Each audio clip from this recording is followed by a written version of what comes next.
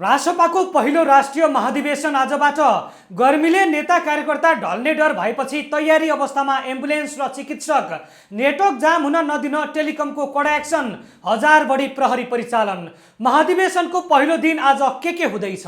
चितवन, जुन रासपाको राजनीतिक आधार क्षेत्रमध्ये एक मानिन्छ, त्यहाँ आज हजारौंको संख्यामा मानिसहरू भेला भएका छन्। महाधिवेशनको पहिलो दिन आज उद्घाटन सत्र भरतपुरको गेस्ट हाउस चौरमा हुँदैछ। त्यसपछिका बन्द सत्रहरू चितवन उद्योग संघको प्रदर्शनी केन्द्रमा सञ्चालन हुनेछन्।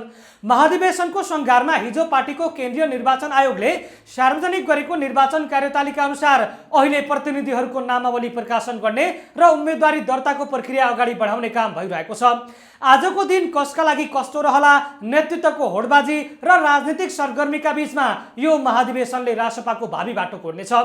महाधिवेशनमा भिडभाडको चापलाई ध्यानमा राख्दै जिल्ला प्रहरी कार्यालय चितवनले सुरक्षाको अभूतपूर्व प्रबन्ध मिलाएको छ। प्रहरी प्रमुख रामेश्वर पौडेलका अनुसार 1087 जना जनपद प्रहरी परिचालन गरिएको छ। यो संख्याले सुरक्षाप्रतिको पार्टी र प्रशासन कति गम्भीर छ भन्ने देखाउँछ। सुरक्षा रणनीति: खुला सत्र र बन्द सत्रका लागि छुट्टा छुट्टै रणनीति अपनाइएको छ। भिडभाड व्यवस्थापनका लागि मात्रै 165 ट्राफिक प्रहरी परिचालन गरिएको छ। सवारी व्यवस्थापन: वीरेन्द्र क्याम्पस पछाडिको चौर र भरतपुर केन्द्रीय बस पार्कमा ठूलो सवारी साधनहरूको लागि पार्किङ प्रबन्ध गरिएको छ। प्रधानमन्त्री सहितका विशिष्ट व्यक्तिहरूको उपस्थिति रहने भएकाले सुरक्षाको हाई अलर्ट अवस्था छ। सुरक्षाकर्मीहरूले महाधिवेशन स्थलमा कुनै पनि अवांछित घटना हुन नदिन र सर्वसाधारणको दैनिकीमा समेत बाधा नपुगोस् भन्ने कुरालाई विशेष ध्यान दिएका छन्। अहिले चितवनमा गर्मी ह्वात्तै बढेको छ। गर्मी र भिडभाडका कारणले सहभागीहरूलाई स्वास्थ्यमा समस्या हुन सक्ने भन्दै स्वास्थ्य उपसमितिका संयोजक डाक्टर मनोहर प्रधानले विशेष एक्सन प्लान लागू गरेका छन्। स्वास्थ्य डेस्कहरू: उद्घाटन स्थलका 3 स्थानमा स्वास्थ्य डेस्कहरूको स्थापना गरिएको छ। एम्बुलेन्स सेवा: 3 वटा सुविधा सम्पन्न एम्बुलेन्सहरू 24 घण्टा तयारी अवस्थामा राखिएको छ। साथै चिकित्सक, नर्सलाई पनि खटाइएको छ। अस्पताल समन्वय: स्थानीय अस्पतालहरूसँग समन्वय गर्न प्रमुख जिल्ला अधिकारीको रहबरमा एक विशेष समिति समेत गठन गरिएको छ। हिट स्ट्रोकको जोखिम: पहाडी र हिमाली क्षेत्रबाट आउने प्रतिनिधिहरूका लागि यो गर्मी घातक हुन सक्छ, तसर्थ खानेपानी र खानपानको व्यवस्थामा पनि उत्तिकै सावधानी अपनाइएको छ। आकस्मिक उपचारका लागि किटहरू सहितको औषधि र उपकरण पनि स्वास्थ्य डेस्कमा राखिएको छ।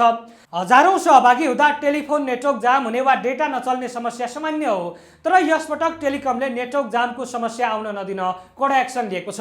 प्राविधिक अपडेट: भरतपुर दूरसञ्चार कार्यालयका निमित्त प्रमुख चन्दन कुमार झाका अनुसार मुख्य टावर र आसपासका टावरहरूमा सेक्टर एन्टेना थपिएका छन्। अतिरिक्त उपकरण: अतिरिक्त RIU जडान गरिएको छ, जसले गर्दा कल ड्रप हुने वा इन्टरनेट सुस्त हुने समस्या कम हुनेछ।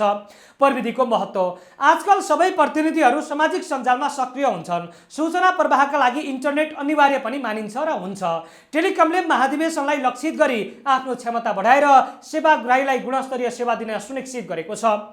महाधिवेशनको मुटु भनेको नै नेतृत्व चयन हो। पार्टीको निर्वाचन आयोगले असार 6 गते राति 8:30 बजे नै प्रतिनिधिहरूको प्रारम्भिक नामावली सार्वजनिक गरिसकेको छ। उम्मेदवारीको शुल्क र मापदण्ड: सभापति 51,000 रुपियाँ शुल्क, 1 जना प्रस्तावक र 51 जना समर्थक। पदाधिकारी 41,000 रुपियाँ शुल्क, 1 जना प्रस्तावक र 21 जना समर्थक। केन्द्रीय सदस्य 21,000 रुपियाँ शुल्क, 1 जना प्रस्तावक र 21 जना समर्थक। प्रक्रिया: असार 8 गते दिउँसो 1 बजेबाट मनोनयन फारम विवरण र 2 देखि 4 बजेसम्म दर्ताको समय छ। 8 गते राति 11 बजे अन्तिम नामावली प्रकाशन हुनेछ। असार 9 गते बिहान 8:30 बजेदेखि 3 बजेसम्म मतदान हुनेछ। उम्मेद्वार बन्न चाहनेले स्व घोषणापत्र, सदस्यताको प्रतिलिपि र पासपोर्ट साइजको फोटो अनिवार्य रूपमा पेश गर्नुपर्नेछ। यो प्रक्रियाले पार्टीमा कस्तो प्रकारको नेतृत्व आउँछ भन्ने कुराको पनि निर्धारण गर्नेछ। रासपाको यो पहिलो महाधिवेशन केवल एउटा चितवनको सभा मात्रै नभएर यो एउटा राष्ट्रिय राजनीतिक अभ्यास पनि हो। सुरक्षा, स्वास्थ्य, सञ्चार र निर्वाचन प्रक्रियामा अपनाइएको यति ठूलो तयारीले पार्टीको सङ्गठनात्मक सुदृढीकरणलाई झल्काउँछ।